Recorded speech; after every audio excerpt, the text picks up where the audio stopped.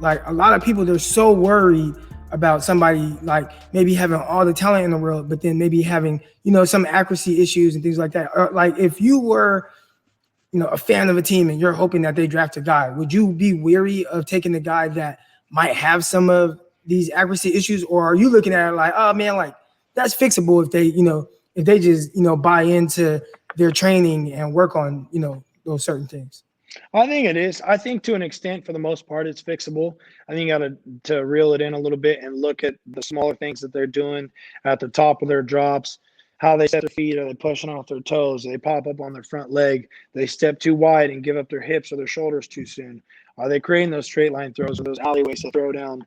Are they releasing the ball and snapping it too much at the top where they're breaking their wrist too soon and it's wobbling on them or it's sailing, or do they get their wrists underneath them? There's so many things that I think are fixable that could help guys throw more confidently, that, it's the little things that you can do in the off season. But then also understanding, that's the biggest thing with the rookies, is like understanding the offense. Like you get a freshman quarterback in college. Yes, they're ballers most of the time. If they're going to play, they're a baller, right?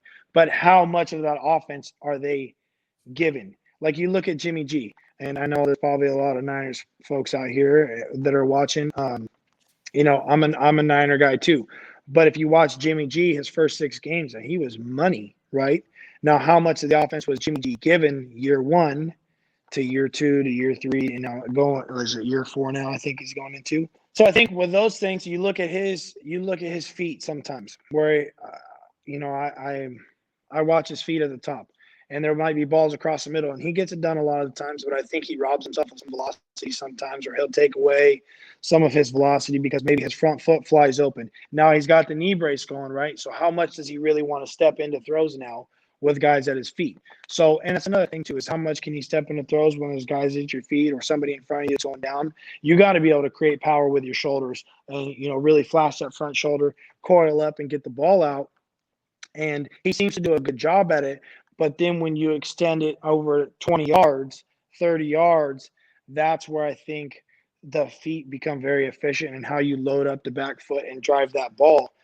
If you're stepping and flying open too soon, the front shoulder flies open too soon, now your arm has to take over. I don't necessarily think, at least I haven't seen it, and I got love for Jimmy G, but I haven't seen it where he can throw cross body across the field with his arm and get that thing 45, 50 yards down the field, like some of these younger studs that you see with Mahomes and Josh and Kyler Murray and even Russell Wilson. Obviously, Aaron Rodgers is the best at doing it.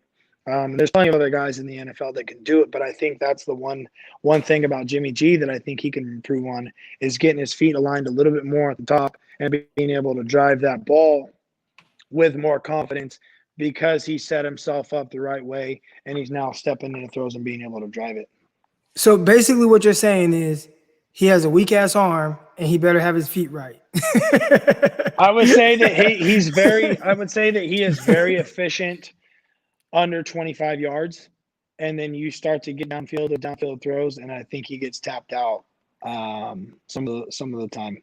But I'm not going on record saying it and knocking Jimmy G on the Croc Talk TV. I'm not doing that, because I got love for Jimmy G, and I think that Jimmy G is one of those guys that should have a Super Bowl ring, and I think most people would agree that he should have a Super Bowl ring, and it wasn't necessarily his fault that the Niners ended up losing the Super Bowl, but there was some throws in the game where I think that, he could have maybe helped himself out a little bit more by getting his feet into throws,